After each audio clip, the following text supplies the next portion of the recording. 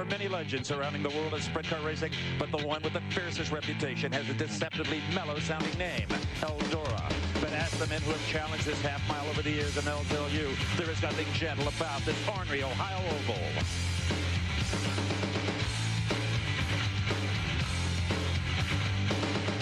Tonight on TNN, the Pennzoil World of Outlaws go gunning for Eldora's elusive glory in the appropriately named Eldora Clash.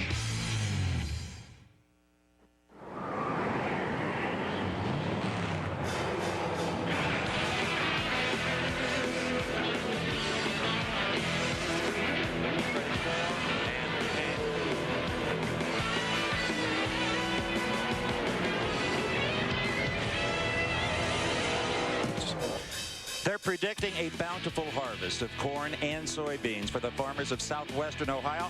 But right in the middle of all this ag serenity lies legendary Eldora Speedway. Here, they farm fans. And a bumper crop is on hand for tonight's Eldora Clash live on TNN Sports. This year, we've been fortunate to visit some brand new state-of-the-art tracks, and as great as they are, they'll never replace tracks with the kind of history that Eldora enjoys. Now, this is the second night of a two-day show, so why not let's go back and look at last night's preliminary A feature. And it was interesting in a lot of ways. Now, the fans in the stands at Better Bobber 2 had the farm on Sammy Swindell, the #1 car of the blue channel lock machine. He had crushed him in the heat, crushed him in the channel lock dash. He was going to win this 25-lap affair, or was he? The #20 car of Johnny Herrera shot out into the lead and was extending it. Sammy fighting for second, all of a sudden looked to his left and, hello, it's the wild child, the 22 car of Jack Houdenchild. Houdenchild also put Sammy behind him. Now Sammy running third when he was very confident he might win this thing. Right in the middle of the preliminary feature, disaster for the 5M Mopar car. Mark Tenzer with motor problems. He ultimately would finish in the 23rd spot. A minor little points beating there. But still, it was the 20 car, the 22 car. Herrera and Hahn, Herrera and Hahn. Lap after lap. It was just a terrific A feature and some big surprises. And also, Joey Saldana, how about him? He slid in the 4th place behind Sammy Swindell. Right now, let's go down to the pits with a man of the moment last night, and that is the associate editor of Open Wheel magazine, Dave Argabright. Yes, indeed, Steve. The 20 car of Johnny Herrera was impressive last night. Johnny, how do you use last night's win? How do you carry that momentum into tonight? Well, you know, it's another night. It's a new night. But I tell you, if we just pick up where we left off and try to keep up with the racetrack, how it's going to change throughout the night. You know, we're not going to get as many laps we got on it last night. So, you know, we get to run the dash there and just trying to watch the racetrack and watch the other heat races and the other races throughout the night and keep up with it. He feels very confident for tonight. Bobby Gerald? Well, for Mark Kinzer at the Eldora Speedway, it's been sweet and sour throughout his career. 3 feature wins have been the good side, but on the bad side, you've had some accidents here. You've had different things going on with the motor, and a fluky deal last night. What happened? Well, it was strange. Last night, we picked up a piece of debris that actually shredded off our radiator, and it pinched an oil line, and then which in turn starved the motor for oil, and the motor blew up. And in a deal like that, obviously nothing you can do. How does that set you back now for tonight's action? Well, I think we might have been able to crack the top 4 last night, and now tonight we didn't qualify very good, poorly actually at best, and we're 21st, so we got our work cut out for us tonight. Mark Kinzer's going to have his elbows up, Steve Evans. He is indeed. Hi, everybody, and welcome to our show live on TNN Sports. I am Steve Evans. As always, this is Brad Doty, and you more than anyone could tell us, anytime you come to Eldora, I don't care how many years of experience you've got, it's a gut check. It really is. The experience at this place is key, too, and the guys with the experience usually do the best, but it's intimidating to even some of the top World of Outlaw teams. Some of these drivers that come here usually don't run too well, so it is a real gut check, Steve. Let's have a look at the format for tonight's races. First of all, there's going to be 4 heats. There'll be 8 laps each, and the top 4 will transfer to the A main. Those are the heat races. Then there's 2 channel lock dashes. Each are 8 laps. Or 8 cars, rather, 8 laps or 8 cars. Then there's a B feature. That's 12 laps, 16 cars. The top 4 go to the A, which will be a huge 30 laps and 24 cars. And don't forget that we're also going to be here tomorrow night with the huge Kings Royal for $50,000 to win. Same time, same station. Be sure to join us. Right now, let's show you the top 10 in Outlaw points as of right this second. In the number 10 spot is Jack Houdenchild. Just 1 win. That's kind of a surprise. In number 9, he was helped a bit last night as Johnny Herrera has 1 win, the first race of the year, and has been sliding backwards, actually.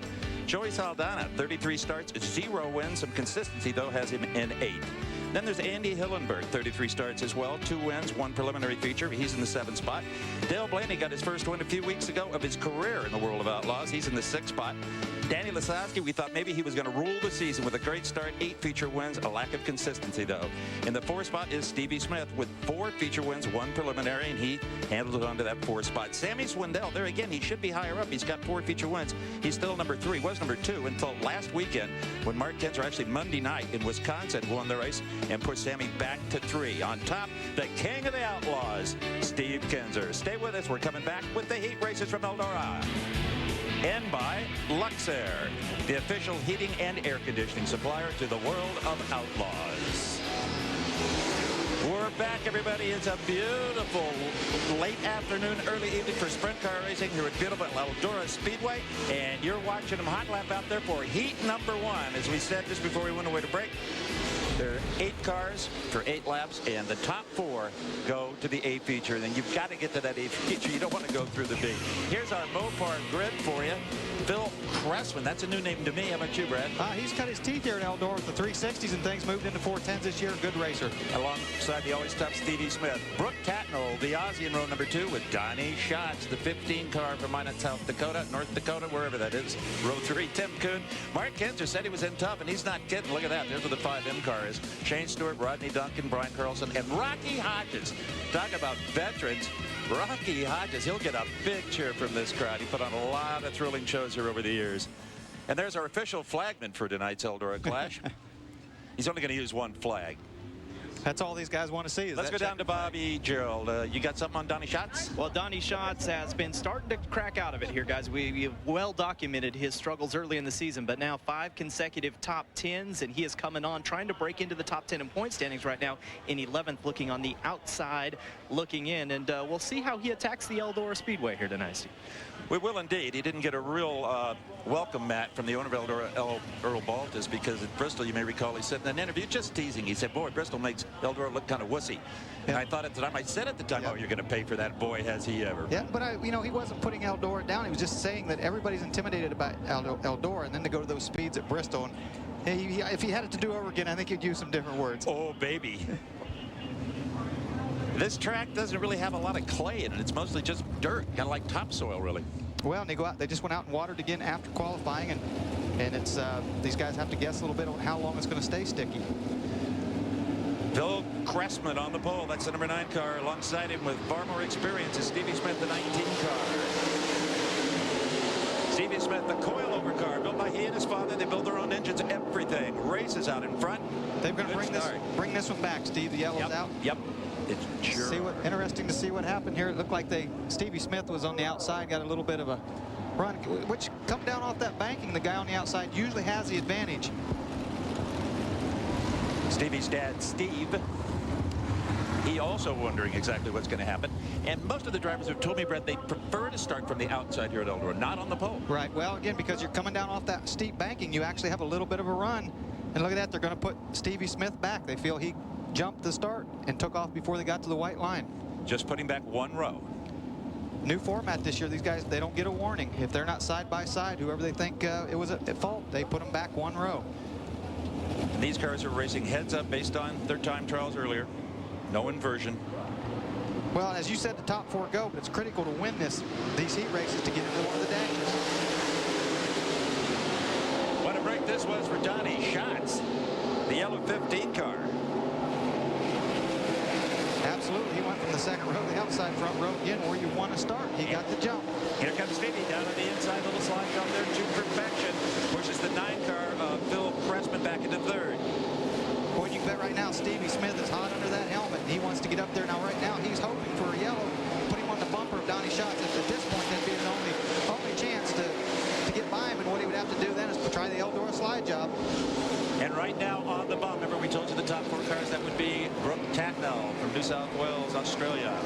Look at that, Mark Kinzer back in 5th. Mark Kinzer has to move up 1 more spot with that 5M car. He's going to find himself in the B feature. Yep, right there. It is. So not only does Stevie Smith wish for yellow, so does Mark Kinzer right now to have any chance at advancing and getting into the A main directly. Right now, Brooke Tatnall, the 6 car, has that spot and is tenaciously hanging on to it. I talked about it at the opener, Steve, that about experience, and Brooke Tatnell doesn't have a lot of experience at Eldora, and he's doing a great job right now. This would be the first time this year Mark has gone to the B because of problems with mechanical problems primarily. And there are our leaders, Donnie Schatz. I love this track, Earl. I love this track. Oh, and Stevie Smith just about tagged the wall right there. Currently running second in that 19 car. Using every bit of that racetrack. Boy, that just shows it there. He came off the corner a little bit high. Got the right rear up in that dust just a little bit up there, that loose stuff, and boy, he just about smacked the wall. Herrick stayed really far away from it. White flag, last lap. We don't have dust at Eldora, Brad. Some loose dirt flying up there. That's right, it's heavy fog. Here's Donnie Schatz, your leader. He got a little bit of a bump when Stevie Smith was set back. That gave Donnie a bit of an advantage, but who's to say he wouldn't have done it anyway? And as you say, elbows up. Mark Kinzer did get the 4 spot. What a relief that's going to be. Yep, Brooke Tatton on the 6 car broke. He's coasting down the front straightaway right now, and don't know what happened to him, but what a break for Mark Kinzer. Mark Kinzer, who, as I said, there's your winner of this heat. That's Donnie Schatz. Mark Kinzer last Saturday had been pushed back into 3rd by Sammy Swindell when he won up at North Dakota. And Monday night, he won, pushed Sammy back to 3rd. There's your results. Rodney Duncan is not going to go directly to the A feature. Yeah, they had that Atkins on their 4th. Mark Kinzer actually finished 4th. Yeah, absolutely. And there's Donnie Schatz. That's a nice way to start the evening, isn't it? Sure is. You know, coming up Sunday on TNN, the ASA drivers make their first visit to Chicago Motor Speedway. Won't that be fun? It should be quite a challenge for these teams that have never even seen this track. It's a new 1-mile track that is shaped kind of like a paperclip with long straights and tight turns. Don't miss the USAMeets.com 200 Sunday at 3 Eastern and Pacific right here on TNN. And that's where our buddy Ralph Shaheen is. He'll rejoin us in the booth for the Knoxville Nationals coming up soon. As we said, a nice crowd on hand, and they're still coming in. And as we still have 3 heat races to go out of the 4, followed by a little plumb in corner town, as my dad would say. Turn the corner and you're plumb out of town. And you're right, heaven is the TNN World of Outlaws at Eldora. Let's go to Bobby, the winner of heat number 1. Well, here's our first heat race winner, Donnie Schatz. Donnie, how's that racetrack? Pretty good. You know, they put a little water on there. Things pretty quick right now. I think it's still going to blow away. Sun's still out, but got the Parker Store car running pretty good there. It struggled a little bit last night, but Frankie Kurt come over and give me a little help and seem a little better. The retired Frankie Kurt just over the shoulder. Now, let me ask you this, Donnie, real quick here. You and Earl Baltes had a little misunderstanding about your words about this racetrack. You have respect for this track, I know. Oh, definitely. This is one of the awesomest racetracks I've ever been at. You know, I guess he misunderstood me a little bit, but, you know, I did. It's a bad deal, I guess. Just having some fun, Steve. Grovel, kid. Grovel if you have to. Heat number 2, and here is the Mopar grid. And interesting, the King will be on the outside of the front row, exactly where he likes to be. That is the place to start, as we mentioned before. Nobody probably has any more experience than Steve Kinzer in this place. Because Kenny Jacobs does have the pole runners. Andy Hillebert, Brad Furr in row number 2. Jason Myers and Jeff, the Jet Shepherd. That's his nose nickname in row number 3. Tyler Walker, for all you younger fans, yep, he's back in that 12 car. Looked pretty good last night. Picked up a 12th, as a matter of fact. Yeah. 6E, Keith Crabtree, Kent Walters, and Raymond Shank round out the top 8. Yeah, Kenny Jacobs on the front row is no slouch here. He's won the big one in the Kings Royal too. He gets around here really well. So Steve will have his hands full. There's a good look at the number 12 car. That is Tyler Walker of Southern California fame. Yep, car out of Pennsylvania. They towed all the way over here. Fans love to see Tyler win, even a heat race, because he'll do backflips. He's the Mary Lou Retton of the Pizzo World of Outlaws. Hi, y'all. Good to see you. Dave Argabride, what you got, bud? Well, the Tyler Walker entry is kind of interesting. The Apple car is very familiar to people in Pennsylvania, run there weekly. They've got a California guy coming east to race with a Pennsylvania car going west, so quite a team in that 12 car. You can count on Tyler to put on a show, that's for sure. Tyler will stand on the gas, and he wrings every ounce out of a race car that there is. So Steve Kinzer got to be a pretty good favorite here. Kenny Jacobs certainly no slouch, as you pointed out. But again, Steve probably has the advantage on the outside. And the important thing here is to be in the top 4, not necessarily even win it. We've seen the King under previous formats, go out there and hunt around and intentionally even finish fourth just to try different lines on the racetrack. But I don't think that's the case tonight. You need to go out and get every checkered flag you can get. Yeah, what Kenny will have to be hoping is maybe they missed on the fuel setup just a little bit to where Steve's engine stumbles when he smashes the throttle. That's what you hope for at this point to get a better run on him off the start. Unlike last Saturday night up in Fargo, North Dakota, where the humidity was just stifling to the point that was actually confusing the tune-ups and crew chiefs were hurting engines. Yep, it was like 100%, and the engine just couldn't breathe, and it was hurting engines, but not the case here tonight, I don't think. But these guys, they struggle with that every night. They're professionals, and they usually get it pretty close. And for tomorrow night, the Kings Royal temperatures in the high to mid 70s. That will be a little bit of heaven. Here we come. Looks like a good clean start. Kenny Jacobs on the gas first. The red 6K car. And Kenny did exactly what he had to do. He went into one and slid up in front of Steve and took the line away. Steve Kinzer defenseless there. Kenny had just enough run on him, Steve, going into one, and it was his racetrack, and he moved up there and took the line, and Steve could not go around him on the outside. Top four, Kenny Jacobs, Steve Kinzer, Brad Furr in the 2F car, and Andy Hillenberg. That looks like that's for third and fourth right there with Shepard in fifth. He's the guy back there in the bubble. Looks like he's catching Andy out of turn two. Tyler Walker not able to make much steam. Let's go back to the sixth spot, and here's Jeff Shepard coming in. Boy, Shepard looks really good at this point.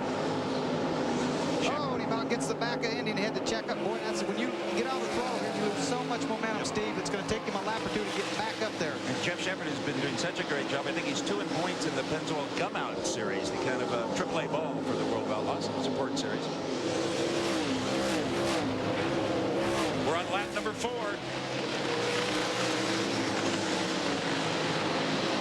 Oh, Steve Kinzer. Not making any ground really on it. Now, there's some problems with the Kinzer car. We saw it in turn number 1. Now we see it over turn number 3 coming into 4. Is it going to have enough to go 1 more lap? 2 more laps, actually. Well, again, if that's just an oil leak, which it looks like it might be, these cars hold 8 to 10 quarts of oil, and a little bit of oil makes a lot of smoke, so he might be able to hold on with this. And you really only see the smoke when the car is under heavy load in the corners. There's his wife Dana going, oh no, Steve. Again, if it's just a leak, it's not a problem, but if it's something internal in the engine forcing that oil out, well, then he could have a problem. But it usually blows up by now if it's something internal. Well, Kenny Jacobs has no problems as he runs up front and wins heat number 2 here at Eldora. Jacobs, Kinzer, Furr, and Andy Hillenberg. As we look at it officially, Tyler Walker will have to run the B, as will Jeff Shepard, which will make for a great B feature, as will Kent Walters and Keith Crabtree and Raymond Shank. If you think things can get rough here, check out TNN Sunday night. That's when you'll see a ton of fury unleashed, and the rider can only use one hand. It's championship bull riding from Bakersfield, California, Sunday night at 9 Eastern and Pacific, right here on TNN. The winged sprint cars have often been compared to as the bulls of motorsports. Stay with us. A lot of work going on the 11 Quaker State car back in the pits. And then some smoke coming out in heat number 2. We'll be back with more. With millions of brand name auto parts and accessories to choose from, it's easy to prove you're a wrenchhead. Are you a wrenchhead? Wrenchhead.com. Parts online all the time. Down to Dave Argabright. Well, we heard some funny noises as that red 6 circled the track those last few laps. Kenny, what's the problem with the engine? I'm not really sure. I think it's electrical. We've had 0 engine problems all year. The Kreiner engines have just been awesome. I think it's electrical because it was making funny noises and it slowed way down, but it stayed the same then. It did it on about the 2nd or 3rd lap, and it stayed even, just slow, but it didn't die any worse, so I don't think it's internal. Well, it's a good way to start the night, though, with this heat win. Can you build from that? I think so. We're going to start 6th in the dash. I think we have an awful fast car. The Eagle race car is awful fast, and I think the Goodyear tires are real good tonight, and I think we'll be right there. Steve Evans, back to you. Well, Brad, you analyze that. Well, when he's talking electrical, these cars run a magneto system, no battery or anything, but they've messed with timing and things on these magnetos to retard the timing as they get up to speed. Playing with some of those things, that trick stuff goes wrong, and they might have a little problem there with the magneto. Well, you thought the graphic. This is the lineup for heat number 3. Darren Pittman, Dale Blaney in the number 93 Anico car, Danny Lasowski, the Beef Packers car, number 83, Dean Jacobs, 8H, Kevin Huntley, 92, Craig Delansky, what a show he put on last Saturday night in Fargo, North Dakota. Should have won it. Greg Hodnett, Danny Wood, going for the Rookie of the Year honors, Jonathan Stevens, Bob Bennett. The 3 tons of joy, courtesy of TNN. Greg Hodnett will be carrying our onboard camera tonight in heat number 3. And that's a car that Jimmy Vassar and his dad are involved in. The 12V car. Ooh, 2 of them. Same car, front and rear views. And he'll give it a ride. Bet on that. What you see there, that chrome bar, that's the push bar that the push truck pushes against to fire these race cars off. We were talking about what a great run. First of all, let's go down to Bobby Jarrell for comment. Bobby? Let's talk to you about Craig Delansky real quick. An anxious night already for the number 7 team. Scott Bennick joining that crew now, but they had to change a motor after qualifying. It just wasn't up to snuff. Craig didn't qualify well. He's starting outside of the 3rd row in the number 6 position. This is the Gum Out Series points leader who, as Steve talked about, dazzled us at Fargo just last week before suffering a flat tire in a race that he should have won. Yeah, and he also over the Gum Out Series there the other night, lap traffic, leading the race and got into a lap car and took himself out. So a couple tough nights for Craig. But big thrash going on in the Quaker State number 11 camp. Looks like they're working on the differential. Well, that's just changing gears right there. About a 5-minute job to pull that cover off and slip a couple gears in there. Okay, here's the start of heat number 3. On the pole, Darren Pittman opposite him, the 93 car of Dale Blaney. Blaney slides into 2nd behind the blue machine of Pittman.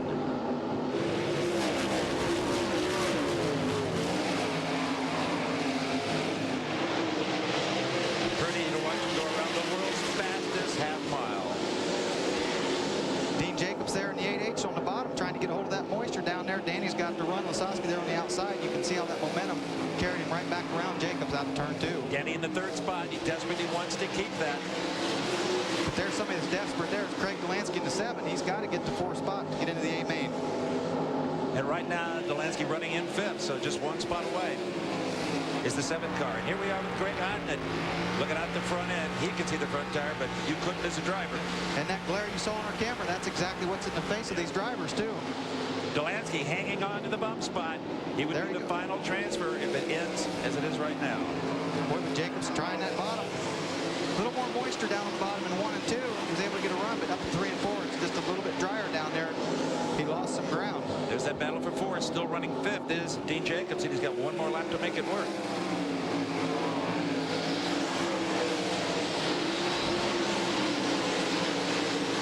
Darren Pittman there in the 3, running the top. Dale Blaney, Amico car. Craig Delansky running slowly down on the bottom of the racetrack. No, actually, that was a 3 car. The 7. Now that's Delansky's up to third with Jacobs still in 4th. That was a 3 car of, I'm not sure, Bob Bennett. Bob Bennett pulled in on the back straightaway. Very similar. A lot of red cars out here. No kidding. White flag is out. This is it. Darren Pittman, Dale Blaney, the battle for 5th spot between Craig Delansky and Greg Hodnett. It's a good one. Now, Hodnett and Jacobs. Hodnett got behind. There's Pittman coming off to the checker.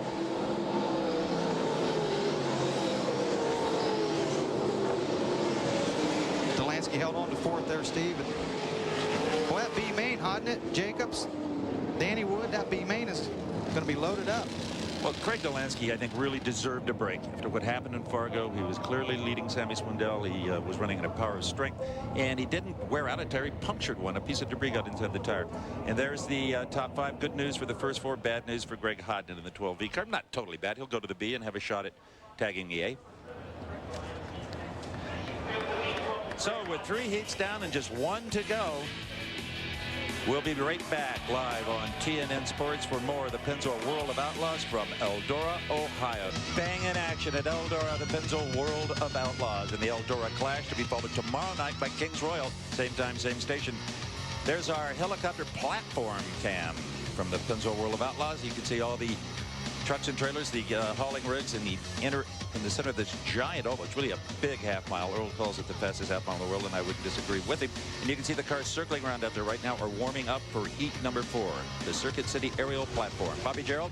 Well, the winner of heat number 3 was Darren Pittman, who last year led 12 laps of the Kings Royal, which we'll get to see tomorrow night. But Darren, what is it about this racetrack that brings out the best in you? I don't know. Maybe it's the TV.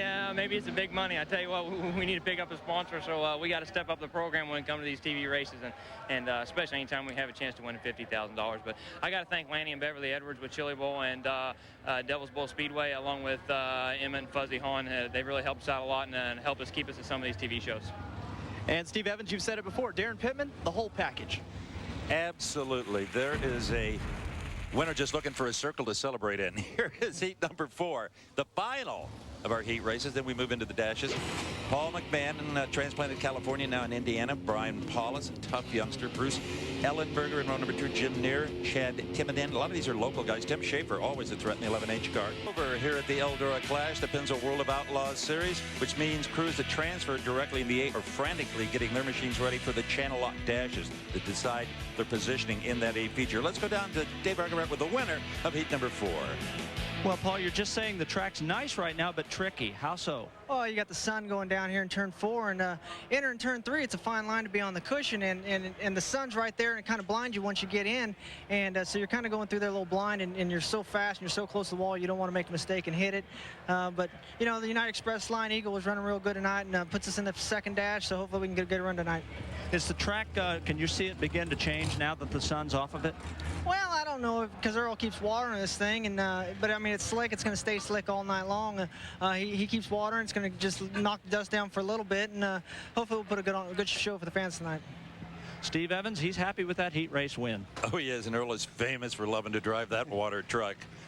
And, you know, every major sport has nicknames for its players or its athletes. Football, basketball, baseball, and also so does the Pennzoil World of Outlaws.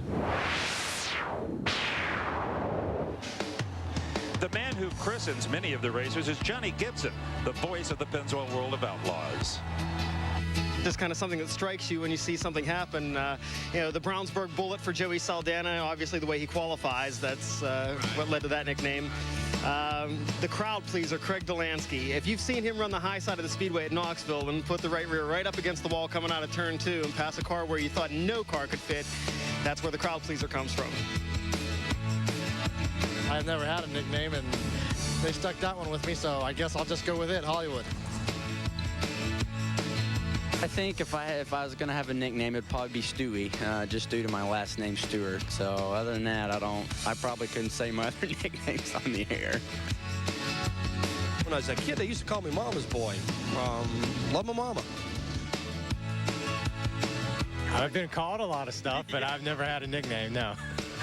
Nicknames usually aren't very conservative, so they don't really fit for some reason for me. But no, my wife calls me Greg or Honey, one of those two. But that's it. My crew a couple years ago, they named me the Rim Rider because I like to drive on the high side of the racetrack, and we won a lot of races that way that year. But it's still sticking here with me. I do tend to run the top more than the bottom. The Wild Child's fine with me. You know, anything that helps sells apparel works, so that's fine with me. Slim's about it, I think. That kind of fits my description pretty good, I guess. So I guess that's what you call me. Squirt's kind of what stuck with me the most. Mr. Excitement was around when I ran California, but that's kind of Jimmy Spencer's thing, and we know all about him. Third race I ever raced in, I was leading the feature race and caught on fire. It threw a rod out the side, so I ended up with the nickname Fireball, and it sort of stuck for a few years, but Australians have a tendency to follow the American line, and then we ended up, I'm from Sans Souci, so I ended up with the Sans Souci Super Shoe. The Hurricane Hoosier and the King, that's about it. That's the only two nicknames I've ever had. I guess if I had one, it would probably have to be Woody. That's what my dad, when he was still alive, that's what they called him. So I kind of like that name. I don't know if it's a jet or what it is anymore. I've been called so many names over the years. I don't know which is stuck more. But lately, sometimes some people call me that, and some people just don't even call me. So I don't know. I got it the day I was born. My great-grandfather, he went in there and got me when he wasn't supposed to and started carrying me down the hall and said, this is my little dude and stay away. And it's stuck forever. You know, all the good guys there in Dover, Missouri. I don't think they know my name's Danny. I'm just a dude, and that's just how it is. It doesn't matter, just as long as they call me something. You know, if they don't call you, then you're not doing anything. Well, how about you, Jody, when you were out there doing this? Were you bad Brad or dangerous Doty? What were you? Well, actually, Terry Baltes, Earl's son, came up with Mr. Determination. So I guess that was a polite way of saying stubborn or bullheaded or something. I'm not sure. Right now, let's go down to Bobby Gerald with something a little off the wall. Well, you know, guys, I've been on Video Game Patrol for some time now. I am anxiously awaiting the rat bag release of sprint car racing on the dirt track, and it's getting a lot closer. Just this week, a big announcement, the Pennzoil World of Outlaws and Rat Bag coming together for an unprecedented licensing agreement with the top 10 drivers in the World of Outlaws point standings. And J.D. Kramer, who has been behind it as we get a look at this game right now, that's totally cool, puts you in the driver's seat, lets you get down there on the low groove, the high groove, bunch of different racetracks. But J.D., big news in signing up all these drivers. The likeness of the teams will be on the game now. Yeah, it's actually a 3-year agreement that Rat Bag, TNN, and the Pennzoil World of Outlaws have come to. And what it basically means is we now have the endorsement of the World of Outlaws on this game. It's going to be the first sprint car game to market, and it's also going to be the only one where you can go in and race as a Steve Kinzer or a Mark Kinzer and, you know, the top 10 Outlaw guys. And what makes it exciting for the drivers now is some bonus money being put up by Rat Bag and the Pennzoil World of Outlaws series. And we're talking about a considerable amount of money for our TV shows. Yeah, we've got $300,000 laid out on the line for the TV shows only in the next 3 years. So this basically means that a guy that's running 9th in the World of Outlaw point standings, if he has the best average finish in the TV races only, he can walk away with the majority of the cash from this. And that opens it up for some of the younger guys and, you know, gives everybody a chance to get in and get a part of the Rat Bag Games Cup, as we're calling it. And these guys, they love the game. Mike's down here getting a look at everything. What do you think, guys? You all love this video game, sprint car game? You're all going to be buying it? Yeah. Right on. Steve? Look just like Brian Paulus, some of that video. And a lot of fans having a good time. I'm sure most of them want to get into the Rat Bag video game.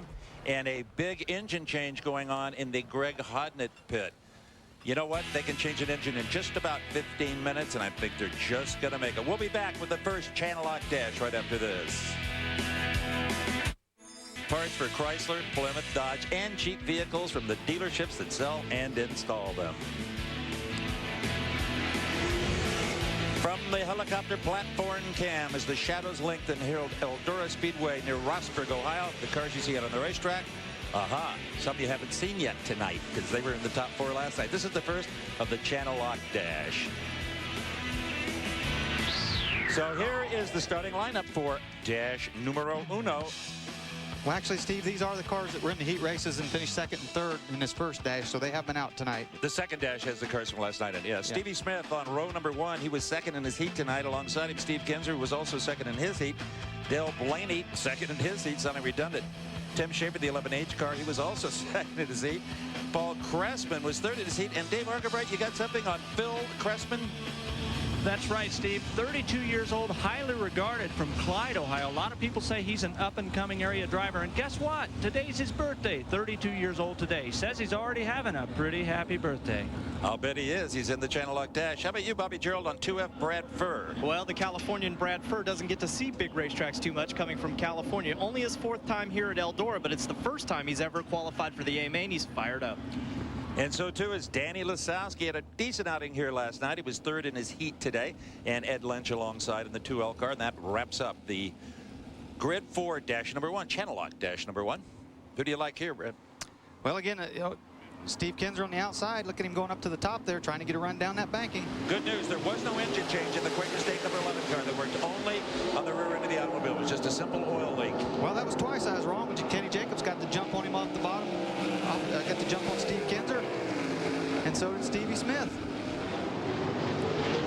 Is this coming back? Well, they're going to bring this one back. It has been a very dramatic day for Steve Kinzer. Let's take a look at some of the lowlights, actually, for the King. There's a rather determined expression, if I've ever seen one. This was in heat number 2. Some smoke coming out of the engine there. Again, it looked like an oil leak at that point. There they're working on the rear end. That's just a gear change from what it looks like there. And here they are alongside Stevie Smith as we look for a restart. That's the front row. Steve Kinzer, over 400 feature wins. Stevie Smith hoping someday to boost up those numbers. He's got 3 already this year.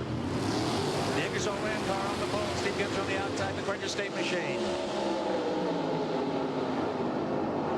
Ooh, Stevie gets a much better start this time. The black car. 19. Oh, look at this. Brad Ferg going under Blaney there in the Amoco car. Just put that Eldora slide job slid clear across the racetrack. Yeah, that made Blaney mad. Blaney's going to do the same thing in return. Yep. Got to run on him. That's the Eldora slide job right there, when a guy is basically tapping you on the back bumper, entering the corner, and just dives under you, slides up in front of you, takes your line. That's the slide job. Yep, Stevie Smith up front, Steve Kinzer right behind him, then Steve Schaefer, Dale Blaney. All these cars we know for sure are going to the 8 features. Just how will they line up when they get there? Boy, that is right against the wall out of turn 2 there. We've seen a lot of guys, and I've said it before, that's where the trouble usually is. They bang that wall a little bit coming out of turn 2.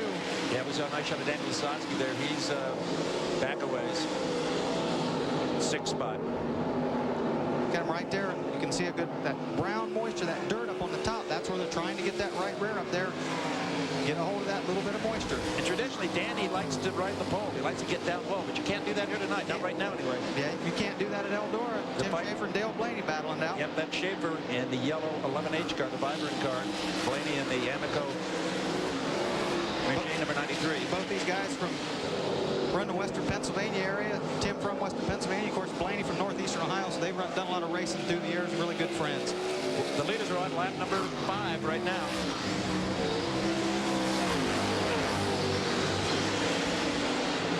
How about Stevie Smith? He looking good tonight. Really good. Yeah. That's that coilover car we talked about before. I believe it's the only one out here. Coilover shot instead of bars. Yep. Shot there showed his headers as we got the white flag. Yep. They put 90-degree elbows on their headers. Most guys dump the headers right in front of the rear tires. Stevie lost a race, World of Outlaw race earlier in the year. Thought maybe the headers got the tires too hot, so they put elbows on for this weekend. Good thinking. So we're on the final lap. Stevie Smith has taken the checkered flag. Steve Kinzer hangs up for second. 11H, Tim Schaefer, good job. Dale Blaney in that 4th slot. There's the 19 car. That's the winner of Channel Lock Dash number 1. 8 quick laps. His best lap time was 14.76 seconds, and that's quite off of the track record, I can tell you that. There's the rundown.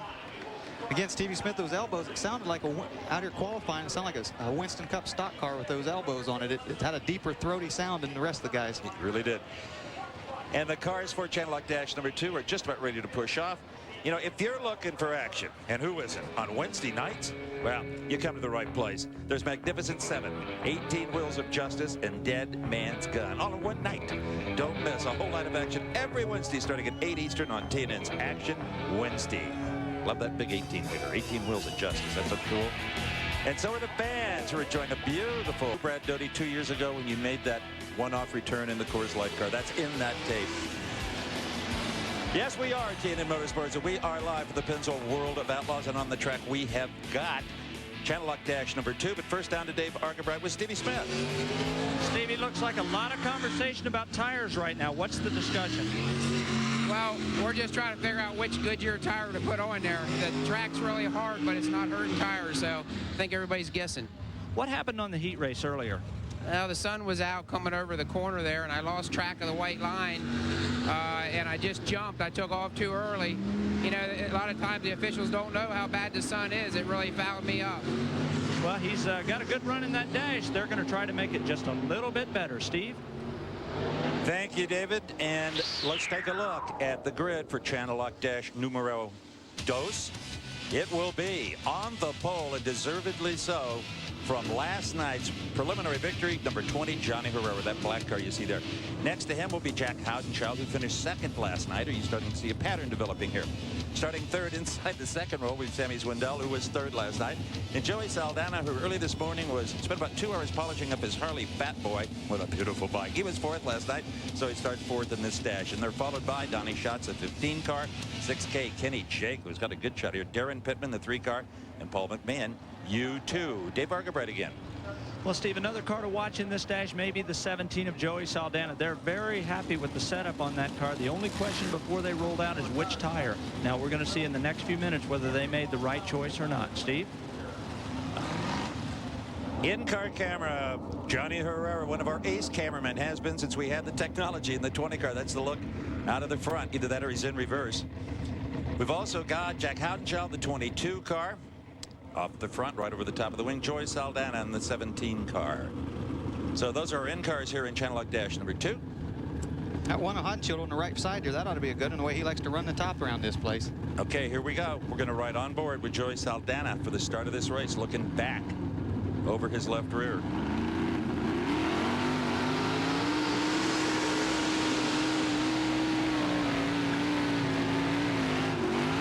Whoa, great stuff. Joey, you're a great cameraman. Johnny Herrera leaps over the lead as he did in the 8 feature last night. Jack Houdenschall right behind him, Sam Trudell, Joey Saldana. That's how they finished the 8 feature last night.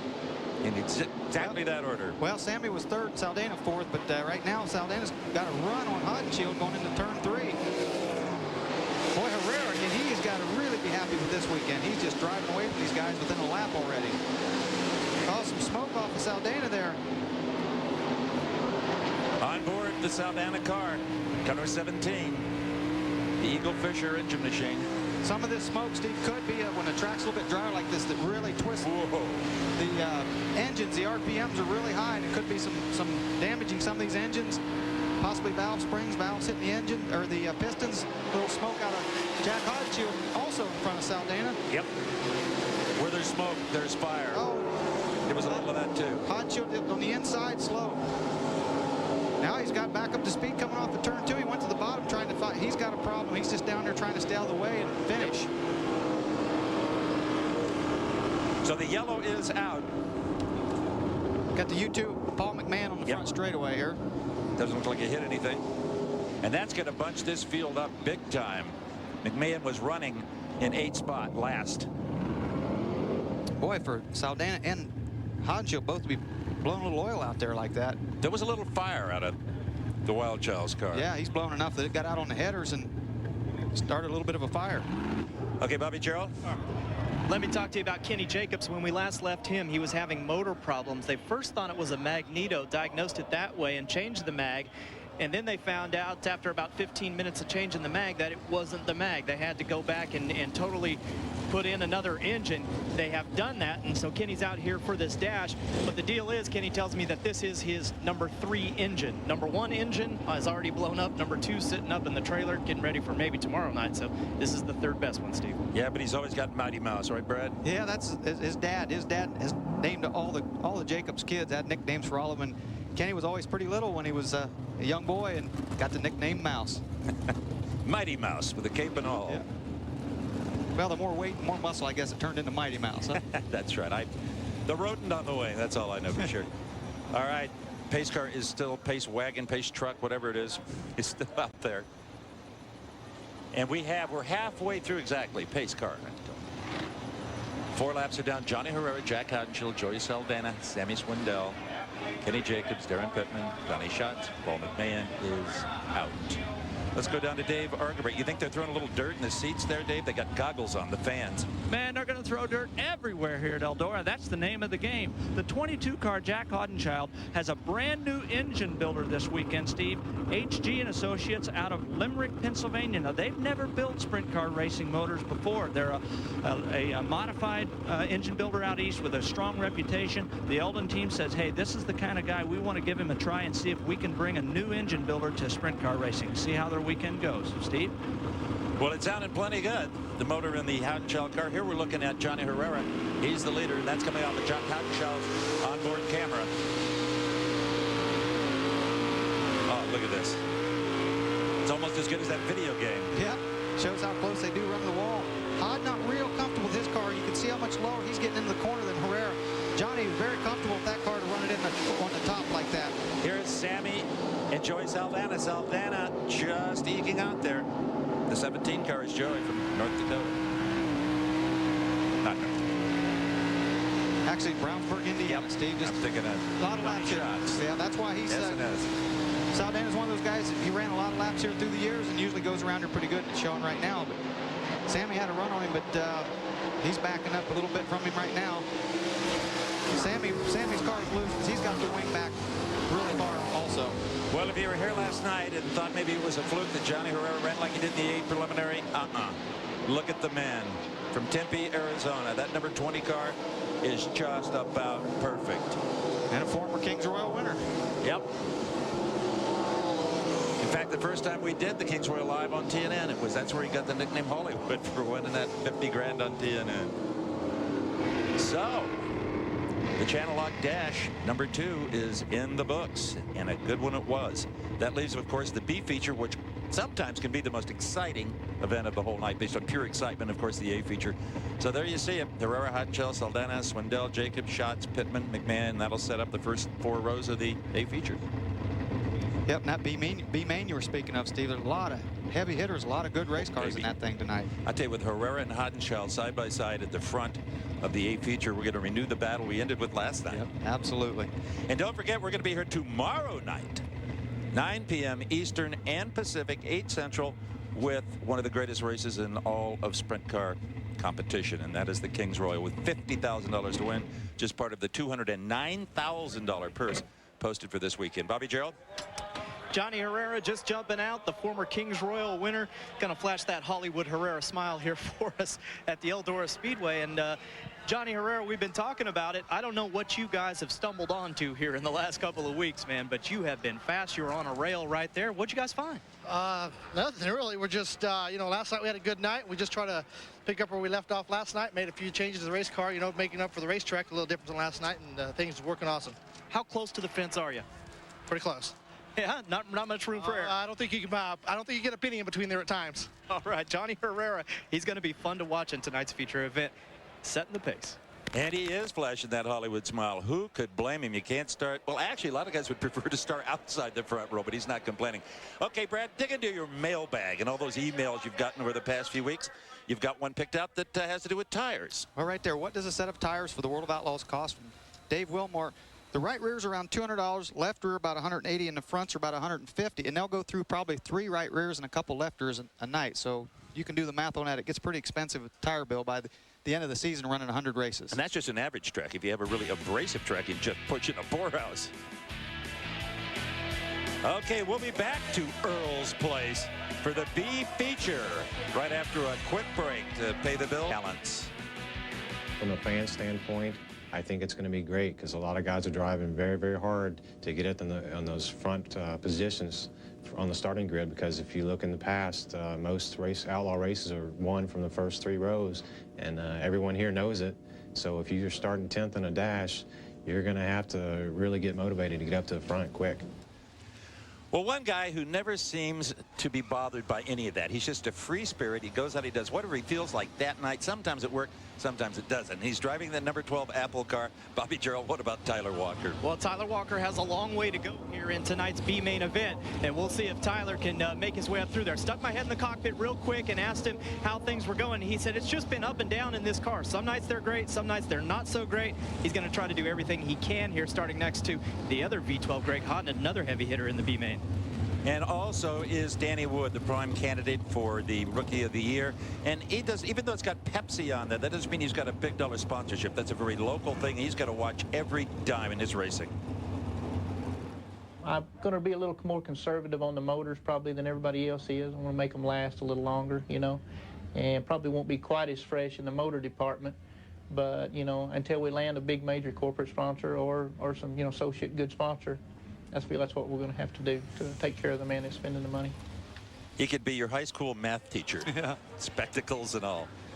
Okay, as we said, this is the last chance to get to the A. And how many are going from the B to the A? I think, what, four cars? 4 cars. Brian Paulus, remember, he got into the wall and had to make some repairs. He's back. Brooke Tatton will be Ozzy alongside him. Brian Ellenberger, Dean Jacobs, Tim Kuhn from Pennsylvania, Jason Myers from California runs the support series full-time. Yep, Kevin Huntley, Jag Kemina in row 4, Jeff Shepard, Jeff Shepard. And we got, you'll see the final 2 rows right there. Here we go. This is the start of the B main. Lock up the dog, hold on to the kids.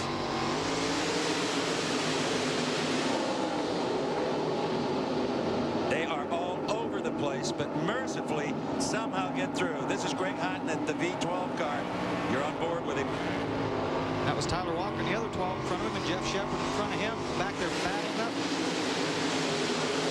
We're looking at third, fourth, and fifth. You see Jacobs, Jason Myers, Brian Ellenberger. Oh, Jacobs gets real sideways. Just missed a cushion a little bit there. Honked the back of the car off. Out there, Danny Wood going under Ellenberger. Yeah, the Pepsi car, the 21 machine. That Eldora slide job went in, took the line right, slid up, took it away from him. The mild-mannered Danny Wood. That puts him up to fifth, it looks like, Steve. Yeah, he's speaking with the loud pedal and the steering wheel right here. But Brian Paulus continues to lead it. Problems in his heat, handling problems, been up the front end, but he's out there roaring now. And you can bet coming out of turn 2, he'll give a little extra room after what happened in that heat race. That's right. He's going to make a good deal more money by getting into the A feature if indeed he does than failing to get out of the B. Well, I said he did, but that's coming out of turn 2, and he's leaning up there and using every bit of that racetrack. And that's his mom. What was she saying? What are you doing out there? I think she's saying, get that camera out here. I'm watching my kid. I think that's exactly what she was saying. And her kid is looking really good. Well, I guess he wouldn't have been intimidated by that wall. Did you see that? How close he got. Again, that's where the racetrack's at. Houghton going under Tyler Walker there, Steve. Yep. The 12 car going under the 12th car. There's another shot of how close they're coming to that wall, especially out of that turn 2. Boy, you're so right about that. Paulus, it didn't intimidate him a bit. It was right where we've been before. Well, that old saying about falling off the horse. That's the worst thing he could do was be intimidated by that wall. He had to get back up there and go for it. That's the Houghton car, the V12 car. Tyler Walker right behind him in the 12 car. Well, the cars of the B features spread out all over this racetrack. Yep, that's Shane Stewart and Kevin Huntley there. Looks like it's back in 6th and 7th spot, or 7th and 8th, somewhere back there. Well, anytime you get into a B feature like this, you've got a tremendous diversity of talent and equipment. So this is pretty typical of a B. Yeah, and these guys are, I mean, all good racers from all over the country. Look at that. Rick Tatnell goes around, oh boy, goes around Paulus, and he got hung up behind Ellenberger and about drove it, but look at this. He just didn't have enough, Steve, to put that slide job and move back up in front of Tatnell. No, he did not. So Brooke Tatnell now leads with 9 laps in the books. Paulus having a problem. There he's slowing way down. He's done. Something happened. What a shame for him. He was, that looks like all the tires are up. Yep, it sure does. It was great while it lasted. Just something came uncoupled. Starting to struggle there a little bit when Tatnell got around him. And you can see it coming off the turn 2. He was really slow. Yep, that's brought out a yellow. And remember, yellow laps do not count in sprint car racing. If they did, some of our racers would have 3 green laps in them. So let's show you the pass for the lead here. Watch Brooke Tatnell, the charming guy from Australia. That's the 6th car. On the 10th lap, he's right ahead of Brian Paulus. Ooh, Brian just about parks it right there. Yeah, when Brooke slid up in front of Ellenberger in the 20 had to check up, and Brian did a great job not getting in the back of him. But right there, you could tell he had a problem. The car really slow.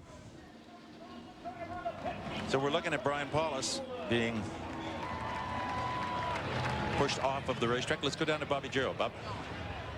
I'm not sure if we're talking about Brian Paulus here or the number 6 car out on the racetrack, Brooke Tatnell, as Paulus was having a problem. But Brooke Tatnell, his crew chief, Troy Renfro, missed last week at Fargo. He's back with the team this week, and he had a good excuse because last week his wife giving birth to a couple of twins, and he reports that his wife Tammy and his twins Sydney, and I have the other name written down here somewhere. There it is. Caitlin are both doing very well, Steve. Ah, that's special. You know, I talked to Brooke Tatnell a little bit about the fans in Australia and the racers in Australia and how they keep track of the competition in the United States. How do they know what we're doing? Today with the internet sites, and we've got 3 websites of our own trying to let the race fans know. With the World of Outlaws, with their website up to date after each race meeting, the race fans really stay on top of what we're doing and what the other Australians are doing in America, and it's great because we do get a lot of email from the race fans wishing us all the best. The driver of the Casey's General Store, number 6 car, and he takes the green flag as we restart on lap 9. Boy, look at Danny Wood, who started way in the back of this thing, goes around. Looks like Jacobs there for 3rd. Shane Stewart, the other junior Holbrook car. Dean Jacobs owned by Junior, and Shane's going to go around Jacobs. And I'll tell you, gained the most spots in the A-main last night. 10 spots from 19th to 9th at 25 laps. And tonight it's 30.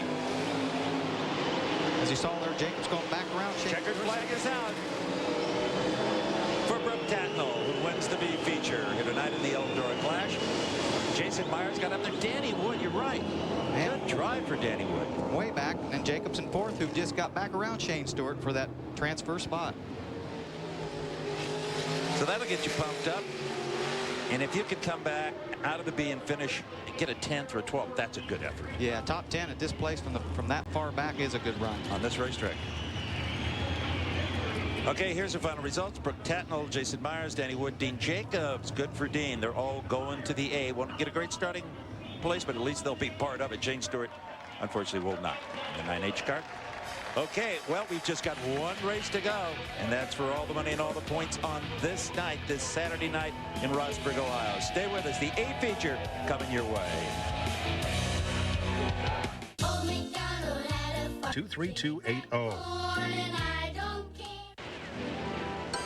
It's a big-time shoot-'em-up from the Windy City, Chicago, on the TNN Sofa Cinema with Bill Engvall. Oh, man, JJ's freaking? No. Eric Roberts is Big Al Capone, and the movie is The Lost Capone. He lost his little brother, Jimmy. There's not a drive down from here to Utah, thanks to me. Now, you want a piece of that? You don't have a spare drink on you, do you? Well, he finds out he almost bumped off his own brother, huh? Is this a true story? The Lost Capone, Tuesday at 8, 7 Central on the TNN Sofa Cinema. Yeah, we are rocking and rolling at Eldora Speedway on this warm Saturday night. The Pennzoil World of Outlaws, the Eldora Clash, and only one race remains. The 30-lap A feature. Teams down there busily preparing the cars that came out of the dashes and out of the B main. It should be on hand very soon. Let's go down to Dave with a man who's having a good eye, Mike. Well, Steve, Brooke is a little bit concerned about your race car. What do you need to change? We've got to try and tighten this thing up. So what we're probably going to do is take a bit of stagger out, which is the difference between the right and the left rear, and try and get the car to drive a little straighter. We'll pull the wheel under. We've just really got to get our car a lot tighter than what we were then. We're okay if we're starting up front, but we're going to have to do some passing tonight. What happened in your heat race? We're still a little stumped on that, but everything seemed to be running okay. We had Earl Gertie and Sammy Swindell over helping us tune it before the heat, and we've either broken a fuel pump or a ignition box.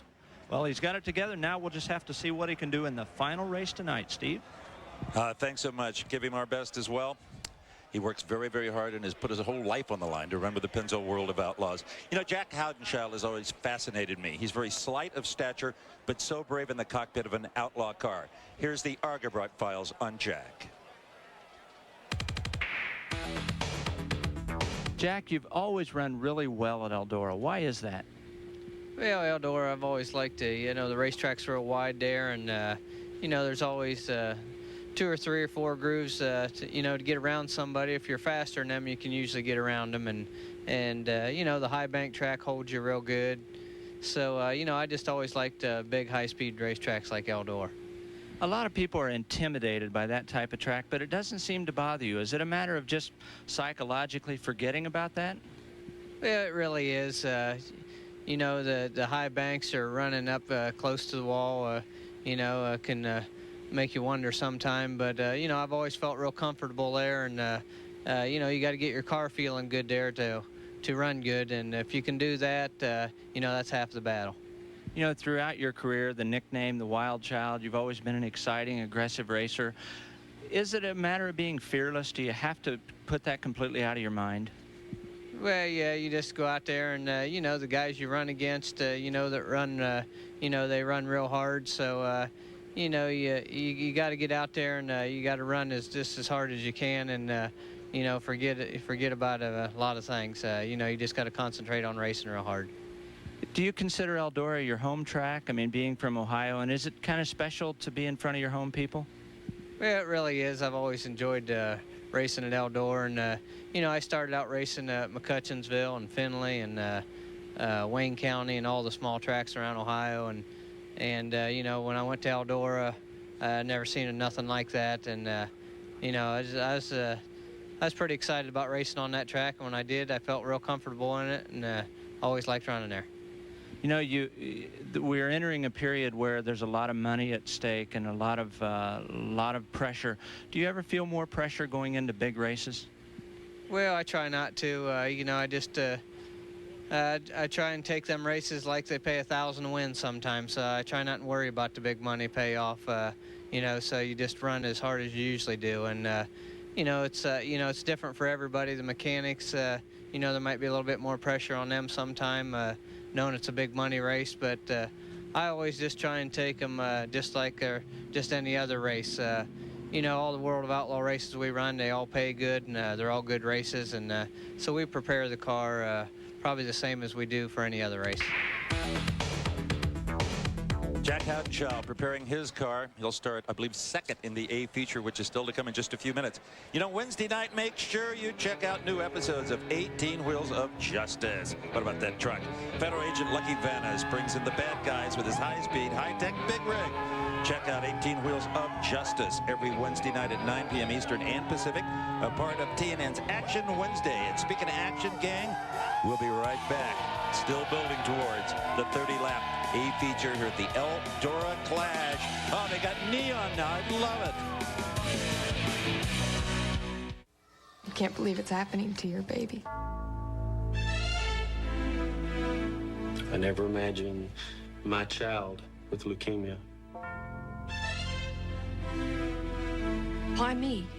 Why him? That's what each of these parents thought. But cancer happens to other people, not their own kids. But the truth is, this killer doesn't discriminate. It can strike anyone. When they first told me the diagnosis, it was a fear like I've never known before. There is hope, and there is help. At St. Jude Children's Research Hospital, the children are fighting for their lives, but the only way they can win is with your help. Please call now and become a St. Jude Partner in Hope. A $16 monthly donation will go to the immediate treatment of these very sick children. It also provides travel, lodging, and meals so that parents can be with their children during this incredibly difficult time in their lives. Jared has metastatic retinoblastoma. I have a disease called osteosarcoma. I have leukemia. No child is turned away for their family's inability to pay. Please call now and become a Partner in Hope. Just 53 cents a day. The price of a cup of coffee or a newspaper can help these children beat the odds. Or if you prefer, consider a one-time donation of $25, $50, or $100. It's so important that you call now. It will make a difference in the life of a child. Without St. Jude, Amy would not be alive. Help stop the killer of these children by becoming a St. Jude Partner in Hope. A $16 monthly donation, just 53 cents a day, can do so much for these children and their families. There are no guarantees. We're waiting on a miracle. Please call now. Help these children live. The A feature is still getting ready. They're packing the track a little bit with the push vehicles. Let's go down to Bobby Jarrell. We're down here at the number 15 pit of Donnie Schatz, and that's where there's a guest mechanic working on the car tonight. He snuck all the way over to the left front on us just to make it hard to get to him. But here he is, Frankie Kerr, recently retired from racing. What was that all about? Frankie, you're only 39 years old. I just wasn't having that much fun at the time, and thought it'd be best to maybe do something else. How are you helping Donnie here tonight? What do you tell him about this track that you have so many laps on? Well, he's not very comfortable here, and we're just trying to get the car better to suit him. And he needed some advice, and been helping Jack a little bit and helping Donnie. So thank God they parked next to each other, and we're just trying to give him the best advice we can. All right, Frankie Kerr, it's good to see him in the pits. We don't want to see him go away, Dave Argabright. Well, we're with Sammy Swindell, busy with spark plugs and all that. Sammy, looks like you're very close on the setup. Any last minute changes? Yeah, we made a few changes, just try to make the car a little better. We've been off just a little bit, but we'll keep the channel lock car right up front, and if we get everything just right, we'll pull off a win. Well, he's starting in the second row. He's going to be a threat. Steve? Boy, he certainly will be. He was a big threat last night as well. Okay, fans, give me an E, give me an L, give me a D, give me no, give me an R, give me an A. Wake up. We're coming back with the A feature. Who's going to win it? Will it be one up the pole by Herrera? Hounshaw, Swindell? You'll know soon. Pit pass. At long last, it's time for the Big A on the Big E. The A main coming your way, 30 laps as they're forming up right now for the traditional four-abreast salute to the crowd. I'm Steve Evans with Brad Doty in the booth, Dave Argabright, Bobby Gerald down in the pits. And we're going to have a look at the grid as soon as they get formed up here. Oh, I love this. I always brings a little sweat to my brow and a little tingle to me, doesn't it, Brad? I'll tell you, folks, if you've never seen the World of Outlaws live and you go and they form up like this, you can feel the electricity in the air from the crowd, and it's just amazing how they respect and appreciate these drivers. Standing behind me is your sister, Amy, our stage manager, and she's got goosebumps all over her arms. It'll do that to you. Let's go on board with Hodnett, Greg Hodnett, who took a provisional and will start dead last in what is now a 25-car field. And up front, we've got Joey Saldana. They're close to the front. This is Johnny Herrera, who's on the pole in the 20 car. And next to him in the front row, we have got the front row covered, guys. Yep, front row and the back row. You got it. Jack Outshield, the number 22 car. This is going to be great. This is going to be good. This is what we all came for. The interaction between the drivers and the fans. Nothing in motorsports quite has this feeling to it. You know, in that interview with Jack Outshield, you know, that money means less to this guy than probably anybody I know. And he really doesn't get rattled by what it pays. He just races as hard as he can. Well, here's the grid. Johnny Herrera, as we said, up front. Tempe, Arizona, number 20 car. Jack Child, 22 car from Ohio. Jerry Saldana, number 17. Slamming Sammy Swindell, who was roundly booed by the crowd, but that's kind of traditional here at Eldora. He's maybe one too much in the number 1 Channel Lock car. Then you got Kenny Jacobs, who could really do well in that 6K Donnie Schatz. Yep. Again, Jacobs a lot of laps here, but he's a long way back with these guys, the 30-lapper. Darren Pittman, Paul McMahon in the U2, Stevie Smith, 19 car. Steve Kentz will be interesting to see how far up the King of Outlaws can come from row number 5, actually the 10th spot on the grid. Dale Blaney behind him there we saw too. He's another one that could come up from the back. Danny Lasowski would have liked to have a better starting position for the 83 car. Yeah. And as we look at the rest of the field, Craig Delansky had such a great run at Fargo last weekend starting way back. And Danny Wood, what a job he's done coming from the back. And Mark Kinzer was right in front of them too, long way back. Of course, Greg Hodnett, they're our provisional starter. That's right. We got to get it down to Bobby Gerald. Mark Kinzer starting 22nd, guys. We just spoke with Carl Kinzer. He is gambling with a soft compound Goodyear tire. He has the 20 compound. They're the only car in the field that has that soft of a compound. They could be fast at the beginning, Dave Argabright. Well, Steve Kinzer had an engine problem earlier, but they did not make the change. We're blowing a little bit of oil through the breather cap, but they replaced it. They think they got it set. We'll see. We were talking about Mark Kinzer, the 5M car. They won last Monday night in Wisconsin without Carl on the property, and the crew chiefs were very, very proud of that, the guys that work on that car. Carl's there tonight. You can bet on that. Oh, it's the wings sweep through the lens at the start of the A-Main here at Eldora, the world's fastest half-mile. Everybody miraculously gets through turns 1 and 2, headed down into 3. Coming out of 4 of the leaders. Dean Jacobs. Jack Houtenchild out in front. Houtenchild just killing them here. Johnny Herrera in the black car. There's Sammy challenging Herrera. Sammy trying to run the middle of the racetrack. That's where he was so dominant early last night. But then the feature, they missed a little bit of what was set up and ended up third. They wanted the track early, and what you can see right now, just a couple laps, it's dried off again. And boy, Mark with that 20, they were hoping to make a lot of. Oh, and into the wall goes the 11 car, Steve Kinzer. Andy Hillenberg almost gets caught up in it. You can see how much dirt Greg Hodnett was eating at the back of this field. That was close to bringing out a yellow. Back straightaway, we got a crash. This is going to bring out a red flag. That looks like the 12 of Tyler Walker, I believe. I believe it is, yeah. We have 2 12s in the field. One. That's the. I can't tell. Let's not guess at it. That is Hodnett, the V12 that started last. That took the provisional. So the red flag is out for the guys who faltered in their qualifying and heat races, and they're starting at the back. This is good news. It bunches up the field. We will be right back for the restart. There you can see the King in big trouble.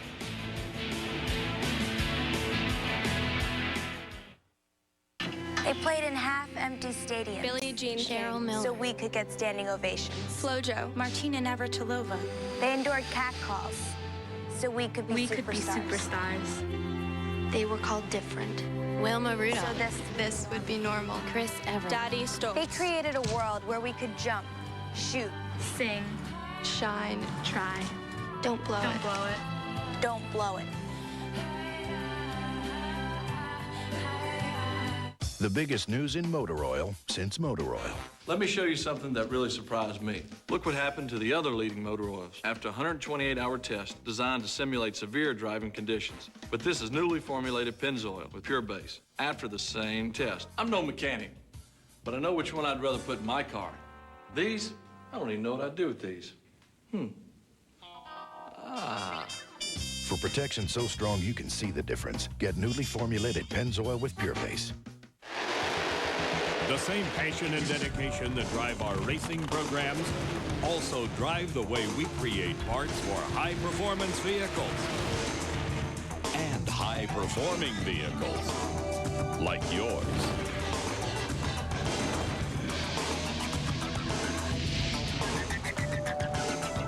Mopar, great parts for great vehicles on the track and in your driveway. That's the Mopar difference. In a world where a collect call can cost you dearly, two warriors show the way. 1-800-CALL-ATT presents Dialing Dragons. The rates are low, but the action is sky high with 1-800-CALL-ATT. Very clever, but perhaps you forgot. Flight of the Mongoose. You'll laugh, you'll cry, you'll dial 1-800-CALL-ATT. You have saved big bucks, my son. The student has become the teacher. 1-800-CALL-ATT. That phone's everywhere. Welcome back to the A main. The Greg Hodnett car has been cleared. We're just about set for a restart. Let's show you some replays that happened in just 2 laps of racing. Watch Steve Kinzer, Andy Hillenberg. Hillenberg kind of runs up along the right-hand side of Kinzer, almost stuffs Kinzer into the wall, and both of them recover and stay out on the racetrack. Well, you don't see that very often. Guy running over the outside of a guy from the outside like that. Here's from the speedy cam. Boy, Steve, lucky it didn't pull the front end. And oh, there's Hodnett. Hodnett all but upside down right there. Listen.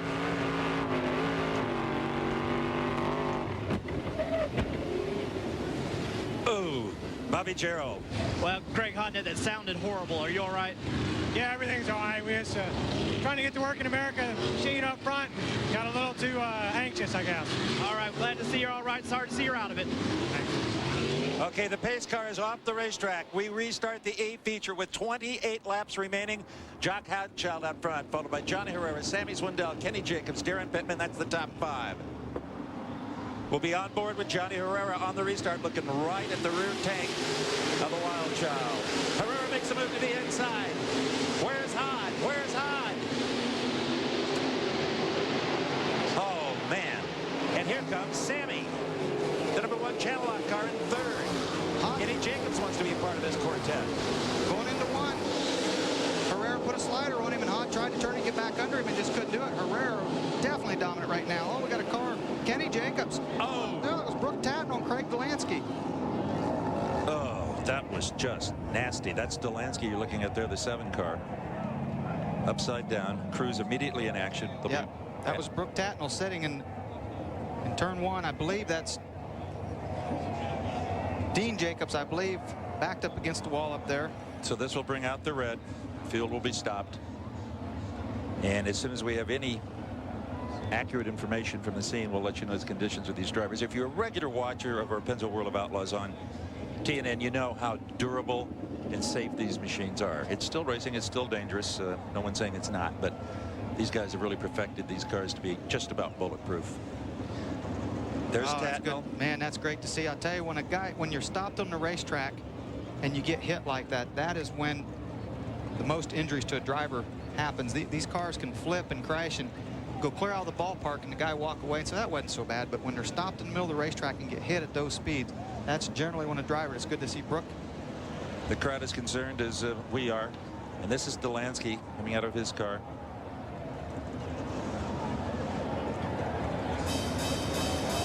Okay, we'll be back to Eldora to give you more information on the condition of Craig Delansky right after these words. A serious accident. Brooke Tatnall, Craig Delansky got together. Tatnall says he's okay. He's going to get a ride to the hospital to make sure. And also Craig Delansky had some leg pain. They don't know how serious that is, so he also will be transported. But both drivers are basically okay. And here's what happened, Brad Doty. Okay, that's Brooke Tatnall upside down. And Delansky with no place to go. clips him, and you see what happens. At these speeds, right there, he's upside down, boom, and Delansky, no place to go. You know, when we saw the V12 car get involved, you know, some guys say, well, I'd have done this, I'd have done that. You heard on that in-car camera with Greg Hodnett when he climbed up over that car, he barely had time to breathe the throttle. The same thing there with Delansky. At these speeds, you're so committed when something's blocking the track like that, you cannot avoid it. And Delansky was really getting thrashed around inside of his car. Let's go down to Bobby Gerald. And here is the leader of the race, Johnny Herrera, sitting in his cockpit waiting patiently for the restart. Johnny, what's going through your mind right now while you wait? Well, just thinking, see if we make sure we can put 26 more laps together here and not make no mistakes, and just see if we can get the job done. You worried about anybody behind you? Well, you know, Hod got the jump there on the start there, and we got around him there on that last restart. You know, there's some tough guys back there. You know, if one mistake, I make one mistake or get caught up in lap cars for one lap, you could go from first to third in about one corner. So just got to keep our nose clean and see if we can get the job done. Well, Dave Argabright, we've seen Johnny Herrera do it here with a wing that wasn't perfect. Tonight he's got his whole car under him. Well, Jack Haudenchild has that game face on. Jack, he was very strong on that restart. Can you get back past him? Yeah, it's going to be tough to get back around, but, you know, it's early in the race yet, so we're just going to see how the car feels, and hopefully we'll get back around him later on here in the race. They were working with your tires a little bit, cutting them for a little more traction. Are you satisfied with your setup? Yeah, I think we should be pretty close now. This red probably helped us a little bit. I think we needed it. He's very confident, Steve, and he's sitting in the catbird seat right behind the leader. Boy, he sure is. This restart's going to be unbelievable. Bobby Gerald again. Well, if there's one guy that's charging right now, it's Andy Hillenberg. He's already flown past, I believe, 8 cars. Andy, you're working good. How far up do you think you can get? I don't know. Just see how black the track gets. We should get better as time goes on. All right, Andy Hillenberg ready to go down here. They're just about to push him for the restart. Yeah, you're right. Hillenberg has gone from 18th to 10th in just 4 laps. 26 remain. And we'll have those for you when we come back live on TNN Sports to Eldora for the Eldora Clash. Down in the A feature, we're about to get it restarted. Let us show you the top 10 as it stands right now. There you see it with Andy Hillenberg wrapping it up. On top is Johnny Herrera, Jack Haudenchild, Sammy Swindell. Just moments before they pushed off, our pit guys had a chance to talk to some of these drivers and get their feelings for the restart. Well, if there's any driver that knows Eldora Speedway, it's Kenny Jacobs, currently running 4th. Kenny, what do you think of your chances here to sneak up for a win? I think the race car is real good right now, and we're set up basically for the second half, and we got a really good start at the beginning, so I think we have a real fast race car. Dave Argabright, we may be looking out for the 6K. Well, Darren Pittman riding 6. What do you have for him, Darren? We hope a little bit. You know, we got up to 4th there on the start and then backed up a few spots. So we're going to see if we can't get this J&J Shaver Engines car up there a few more spots and try to get everybody something to talk about for tomorrow night. He's liking Eldora better every time he gets here. And of course, tomorrow night is the Kings Royal, $50,000 to win. A huge purse. You'll see it all right here on TNN, 9 Eastern, 9 Pacific, 8 Central. Pace car is still on the track, Brad Doty, and it's after incidents like this, you start to worry about debris that's pushed down in the dirt and gets into a tire, as what happened last Saturday night in Fargo. Yeah, you just hope that the guys down there did a good job, cleaned all that up, and these tires have gotten so lightweight, they're so thin, it doesn't take much to puncture them. Out on board with Joey Saldana. He is currently running 5th. Saldana is 5th. Here's Haudenchild, who is 2nd. You're looking right at the tail tank of Johnny Herrera and Dale Blaney. As you may know, Dale Blaney's car, 93 car, is owned by his brother Dave, who is a Winston Cup driver, but they get along great. I talked to him quite a bit, and I mean, he's always helped talk to on the phone. He's always been as good a setup guy as a driver could be. I mean, every time he's been at the racetrack, it seems like I've gone better. He knows what I need to go faster on the racetrack, and anytime I can talk to him, I'll talk to him 3 or 4 times a day if that's what it takes. All right, here we go. 26 laps left. Johnny Herrera in that 20 car just blazes away. That's Haudenchild behind him in the black 22 with the green accents on the wing. Oh, and how about this? Look at this. What a great race. That's Stevie Smith on the outside of the 19 car. Darren Pittman in the blue 3 car. That's for 8th and 9th back in there. Boy, when this restarted, bunched them all up. Everybody's searching around 3 wide there again, trying to find a line to get a hold of that racetrack. Oh, yeah. Great start also by the 11 car, Tim Schaefer, the Vibrant car, 11H. Oh, see the Amico car, Blaney slide right up in front of Hillenberg again, and Hillenberg and Kins are close. now into second, chasing down Johnny Herrera, and he is catching him for sure.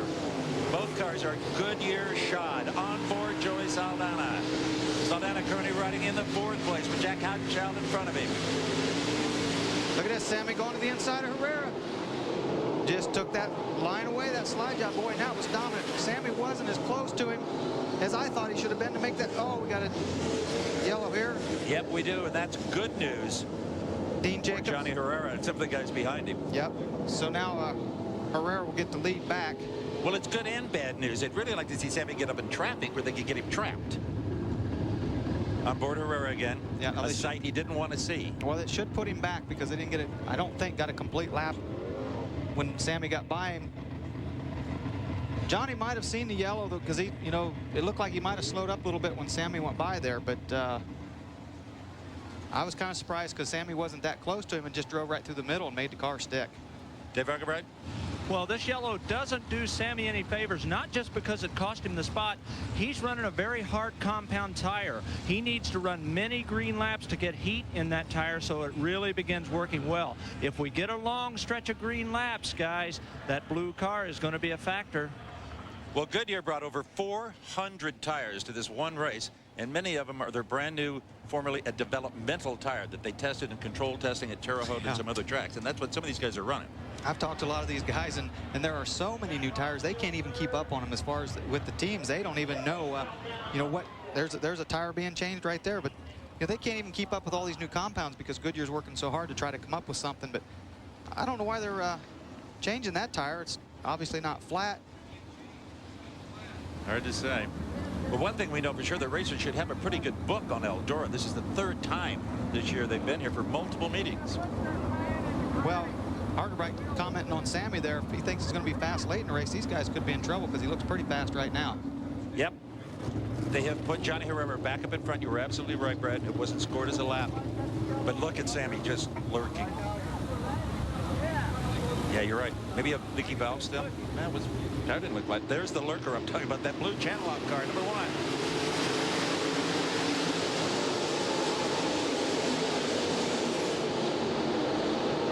1. On board, Joey Saldana. He's looking up at Jack Houchenchild's 22 car. Off in front, you see Sammy running second. Johnny Herrera in the third spot. Herrera, who's won here before, he's won the King's Royal. Sammy's starting to get the heat in that tire, as Dave Argabright said. And look at Sam. He is inside, and he has got it. Yep, same thing he did before. And this is, again, what Sammy was so dominant last night early in the race, right through the middle of the track. And the track, I think, was a little wetter than he anticipated for the main. Now it's back the way he liked it last night. And, again, dominant right through the middle of the racetrack. When you can do that at Eldora, that is showing some dominance and strength. Steve Kinzer, Stevie Smith. Back in 9th spot. Boy, Kinzer and Hillenberg just can't shake each other. No matter where one goes, the other one's right there. Even when they run into each other. There's Daniel Satsky down on the inside. Danny's back in 13th position. But he's made a pass there on Steve Smith. We still have 19 laps to go. Wow, Sammy's just checking out right now, folks. He's about a straightaway ahead. Unbelievable. The 2-0 warriors, Sammy Swindell, Steve Kinzer, they're just as good as they ever were. Look how far back his wing is. You can tell by the angle in it. When we get another shot at there, it's when the driver moves this wing back, it also stands it up, puts more angle in it, which gives it more downforce. Joey Saldana there, you can see him run in the middle of the track also. And the wing is cockpit adjustable, just a little hydraulic control. Yep, just the top wing only. The nose wing is fixed. And they very seldom change that. Even in the pits, they very seldom change the nose wing angle. We're on lap 13 with Sammy Swindell in control of this race. Here's the fight for second spot between Herrera and Houchenchild. Johnny Herrera has not won an A features. It's the very first race of the year. He did win a preliminary at Knoxville a couple weeks ago. You're right. No A feature. Boy, Sammy's really got that wing back. Sammy is dominant here the way he was in Bristol, the way he was in North Dakota last Saturday. More so even than Fargo. Mark Kinzer really needed some points after falling out of the A last night and finishing 23rd. Boy, 14th. Jason Meyer. Passed by Jason Meyer. Yeah, Meyer makes it look easy, Mark's really struggling. Oh, look at that. Like Jim Neer going around him also. Their only hope is for Sammy to make a mistake here in traffic. It's unlikely because he maybe has the best car control of any sprint car driver ever. Oh, look at that. Saldana battling for Hodgshield there for third place. Yep. Johnny Herrera still runs second in the 20 car. Saldana on Hoosiers. Saldana is the only car in Hoosiers about the last top 10 or 12. So 12 to go. Yeah, right there's Herrera. Herrera, Hodgshield, yep. Saldana. They can look at that. Blaney goes by. Look at this. Blaney's coming through the middle as he goes by Saldana. Now he's after Hodgshield for third. This track has kind of come to Dale Blaney, hasn't it? Dale Blaney got his first win a month or so ago, a huge confidence builder. Well, we talked. He talked earlier about talking to his brother Dave. Dave was one of the best there ever was at running Eldora and running the wall. I mean, he would have sparks flying off the right rear wheels with Dave Blaney and get around his place. And look at that. Dale's car working so well, he can move to the bottom and still drive up on the inside of Hodgshield. Right by Stevie Smith. He may have been on the cell phone to his brother during that red. Usually his brother Dave was, like I said, running the top, banging the wall. But that car that Dale Blaney's is working so well right now. When you can, on the tracks this slick, and you can drive off the bottom and pass those guys, that car is hooked up with a very little wheel spin. Little 89-inch wheelbase cars with huge wings, 800 horsepower engines. There's nothing like them in all the world of motorsports. The Pennzoil World of Outlaws. And they are slicing and dicing tonight at Eldora. What do you think they're going to do tomorrow night for 50 large? There's Saldana got around Herrera. That's for fourth. Yeah, Herrera's struggling. He's trying to bottom. He's moving around. That's on board with Herrera right there, Steven. He doesn't like what he sees. Nope. Hodgshield tagging the wall up there, as did look like Joey just a little bit. When you can see the shine of this racetrack, when you can see a shine like that off those lights, that's what we call a glazed slick. If Sammy Swindell can hang on about 6 more laps, he's going to have his 5th A feature win of the year and probably move by Mark Kinzer in points to second. Something he did last Saturday, then gave it back on Monday when he lost a wheel and flipped the car, costing some really important points. Getting ready to lap Mark Kinzer. We saw Sammy getting ready to lap him. But Steve Kinzer is killing him with consistency. He's in the top 5 most of the time, in the top 10 virtually all of the time. Oh, a little smoke there again. Oh, and he just brushes the wall. He goes after Herrera. But he got a nice bite off that wall. Steve, he got up there, that right rear tagged the wall, and it shot him off the corner, but Herrera's back on the inside of it as they go down the back straightaway. Steve, that veteran of his, Johnny showed him the inside, and Steve just kind of cut down on him going into 3 and took the line. Okay, here's Sammy Swindell. He's the man leading this thing. Dale Blaney is in second place, the 93 Amoco car. Right there is. Oh, man, is he coming? I'll tell you what. Is he coming? Sammy doesn't want to see a yellow right now. I can guarantee you that. Blaney does, though. Blaney's got 2 laps, and he just might... yeah. Well, I don't know. See. Look at this. Look at this. Look at this. Look at this. Blaney may have had a set of tires that came to him. He just slipped up there a little bit, lost a lot of momentum to give Sammy a chance to get away, get a little breather there. But now if Dale can catch him down the back straightaway and drive through the middle and make it stick, he might make a pass for the lead here. And what I love about the World of Outlaws, there's no mirrors, there's no radio. Sammy doesn't know he's there. Oh, the crowd on their feet for Dale Blaney, but it's not going to be quite enough. Job gets around Saldana for third, but there's the man of the moment, Sammy Swindell, the #1 channel lock car. But what about Dale Blaney? What a show Slim, as he sometimes calls himself, put on. Former college and even professional basketball player, just did a brilliant move. And Dave Blaney, I know you're watching this. Man. He better be proud of that brother tonight. Started 12th and put on a good run. Oh, but what does that say for tomorrow night? You don't think these Hoosier fans love that little dust up, do you? That was spectacular. Well, the top 2 cars on good year. Blaney is on a good year. And these guys will be looking at these tires tonight for tomorrow. All right, here's the top 10. As we go to break, of course, we'll be back to talk to Sammy and the rest. Sammy, Dale, Hodgshield, Saldana, and Kinzer. Man, this place was rocking the last 5 laps of the 8 features. Stay with us. We'll be right back. Clear sailing off to your 5th win. Were you aware how close Dale Blaney was there at the end?